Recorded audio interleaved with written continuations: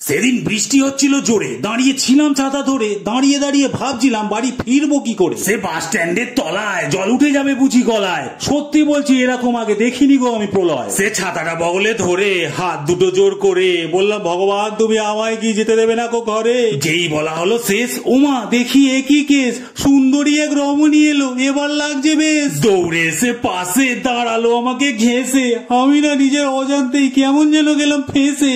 আমি মুখটাকে এরম বাঁকিয়ে আর চোখে নিলাম তাকিয়ে, কি সুন্দর এরম করে চুলটাকে নিচ্ছে ঝাঁকিয়ে। সোনালি তার চুল, একদম বিউটিফুল, সত্যি তাকে দেখতে ভালো লাগে আমার মনের ভুল। টানা টানা তার চোখ, কালারিং করা নখ, আমার জীবন বদলে যাবে নাকি ভগবান করছে যোগ। চোখ গেল চোখে পড়ে, দেখি হাসলো মিষ্টি করে, বুকটা আমার ঢিক করে উঠলো গো কি জোরে। কি করে বলি কথা, ভাবলাম ছুঁড়ে মারবো নাকি ছাতা, কি করে যে বলা শুরু করবো, একদম কাজ করছিল না মাথা। বুকে সাহস ধরে দুবার দম নিলাম জোরে, হাই আই এম মদন বলে দিলাম যা হোক করে। বলে, হাই আমি স্যান্ডি, বিক্রি করি ভেন্ডি, বর্ষার জন্য দাঁড়িয়ে আছি, যাবো সবজি মন্ডি। এ তো দেখি ছেলে, কে দেবে দেখে বলে, এটা কিসের সিগনাল, হাঁটাটা গেল মনে হয় চলে।